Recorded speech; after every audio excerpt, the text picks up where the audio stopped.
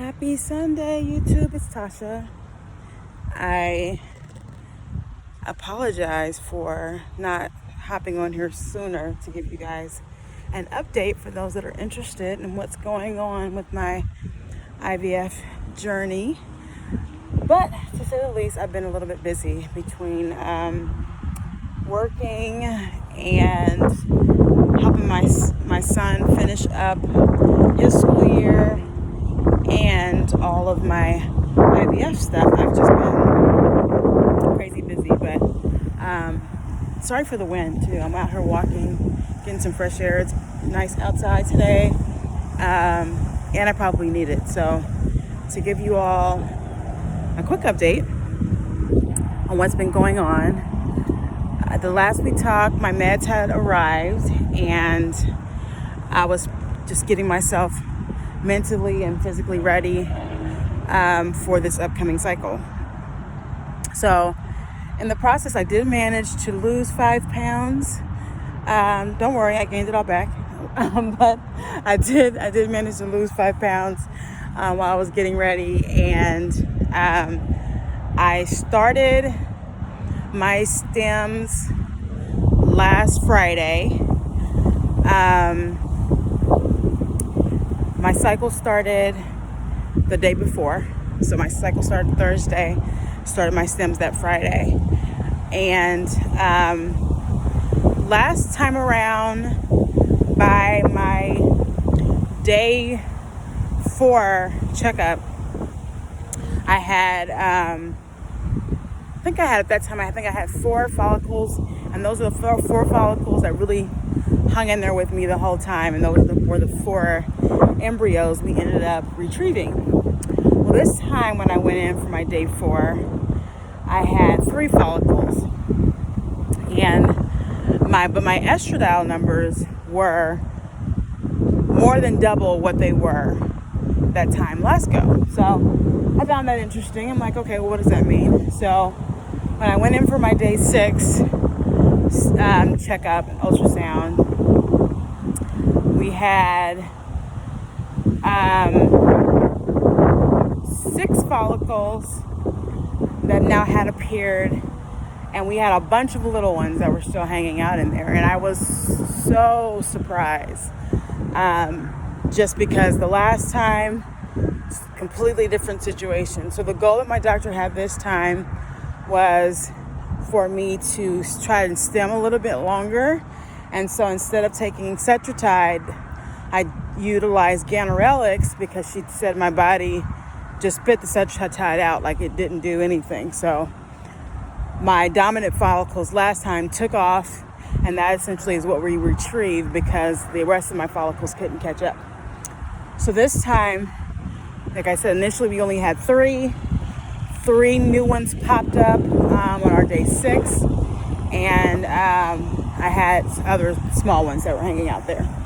So I started, when I went in on this for my 6-day scan, she decided for me to go ahead and start my Ganirelix shot that day because I had 2 follicles that were 16 millimeters plus, and we didn't want those to get too big and leave the rest of them.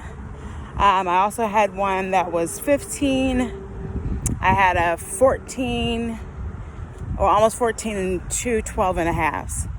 And then like a bunch that were under 10. So I started my Ganirelix. That's a new shot for me.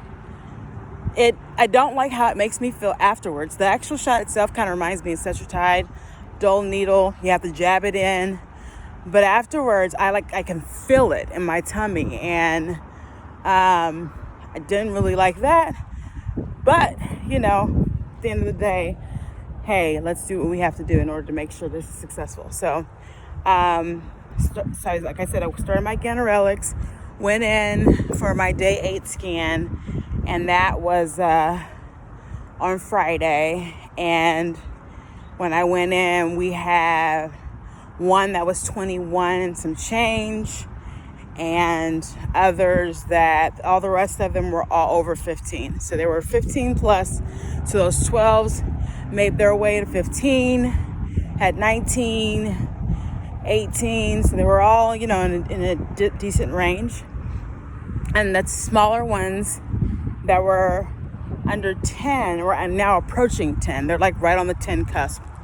So because we have those 20s, she's like, we need to go ahead and trigger you, because those 10s, there's like 7 of them that are floating around that area, but they're probably not going to catch up. But at least we know that I can produce them. So that's what we've learned from this, is that even with my low AMH, altogether, I had about 13 follicles that are floating around in there. Just we had a big bunch of them that showed up at the end of the game. So she's like, let's focus on these 6, and hopefully this time we can get all 6 of these to mature. So last time I triggered on day 7, and when I triggered day 7, when I went in for my day 7 scan, I had taken my Menopur that morning. I triggered that night, and I did not take another injection. This time, day 9, I had taken my Menopur in the morning along with my ganirelix. I triggered on Friday. I triggered on Saturday, not Friday, it was Saturday. I triggered on Saturday, and I took my trigger shot last night, but I also took my Gonal-F shot last night as well. So a little bit different. So her thought process is, we have the 20, but it's not huge. It's not, too big. So even if that one gets bigger, fine.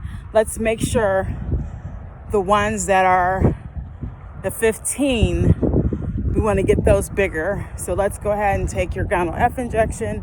Based off the way that my follicle has been growing, we're estimating that those 15s will be about 18 or 19 by the time we get to retrieval. And then if for some strange reason some of those smaller ones decide to sprout up, then that'll be just another bonus, because last time, between my actual trigger and my retrieval, my follicles, she said, it grew approximately another 2 millimeters, and I didn't take my final shot. So if I took my final shot and we also had another 2 millimeters, I might be able to get some of those that are around the 10 mark, might be able to make it to maturity. We don't know. So let's see what happens. So sorry if that was confusing whatsoever, just trying to spit it all out the way that it's in my head. But in the end, it looks like, God willing, we'll at least have 6 that look like they should be mature. I got my estradiol numbers yesterday. We're almost at 1900. And so that number is really good and indicative that the 6 follicles that we have are all going to be mature. So we are going to retrieve tomorrow. So tomorrow, what's going to be the difference? Because of the coronavirus, I have to do my retrieval by myself. So my babe can't come in with me. So, I've mentioned in the past, he sells cars. And so any day he's not at the dealership is any time he's not at the dealership is like a wasted amount of time. So I told him, well, since you can't be with me, it doesn't really make sense for you to stick around at the clinic. So he's going to go in, do his drop of his semen early in the morning, because my retrieval is at 8 a.m. I have to be there at 7. So he's going to do a drop of his semen in the morning, and then he is going to head over to work. And my beautiful cousin, who was on a previous video, you guys can feel free to go watch, and you can get entertained by her, my babe. She is going to hang out with me all day tomorrow, and bring me home from the clinic, and then hang out with me to make sure that I'm recovering okay. So I have all my Gatorade, I have my soups at the house. I told her, let's just stop by Chick-fil-A in the morning and grab breakfast on the way home, because I'm with this whole coronavirus thing, I'm just not in the space to be around people. at all. So even though things are open back up here in Texas, I am just not interested in sitting in a restaurant, and especially since I am working on being pupo pretty soon. I do not want to take any risk with getting anything. I didn't share with you guys, I had to take the coronavirus test in order for me to, I think I told you guys I had to take the coronavirus test, but I didn't tell you guys about it. I had to take it twice.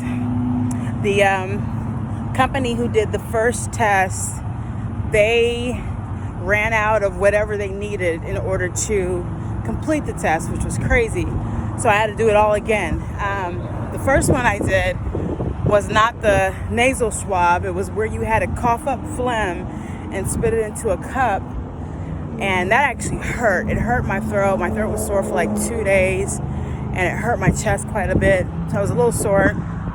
And the one with the nasal, it's not great. It's uncomfortable, but it doesn't like hurt. And she just stuck it up there, swirled it around on both nostrils. And I was just like, make you tear up a little bit. But I would say for all of us that are going through this IVF process, it's nothing. We've done and have to deal with a whole lot worse. So for me, that was like, whatever.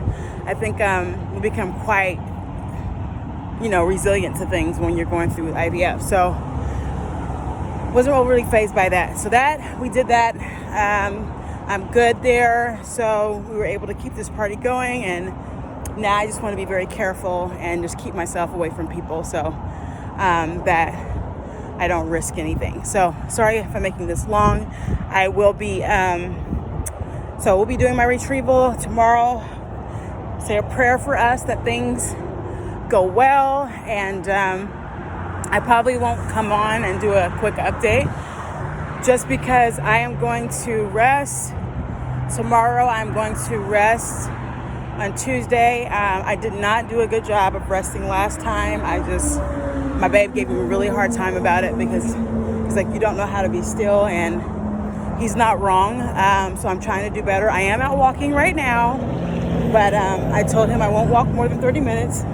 So I'm about halfway there, and I promise I will not do more than 30 minutes any day while I'm going through this.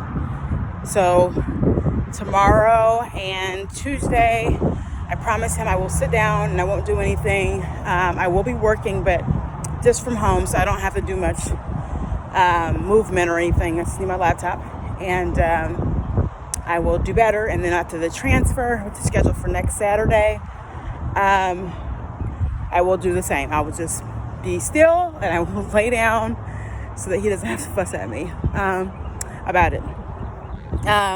So I'll give you guys an update probably after the transfer sometime, just so that it makes sense for me to do the video. But just so you guys can see, my belly is super bloated right now. I don't show much of but this right here is usually not here. So I am super bloated right now, but I feel good. I'm tired right now more than usual this last couple days. Before yesterday, I really want to say, before Friday night, I felt like normal, just felt great. And I didn't get this full last time. I didn't feel like this bloated. So I think that's a good thing. I'm excited about the fact that I feel that way, actually. And so that's it. That's what we got going on. I hope everybody is well and staying safe. And I will talk to you all soon. Say a prayer for us. Thanks. Bye.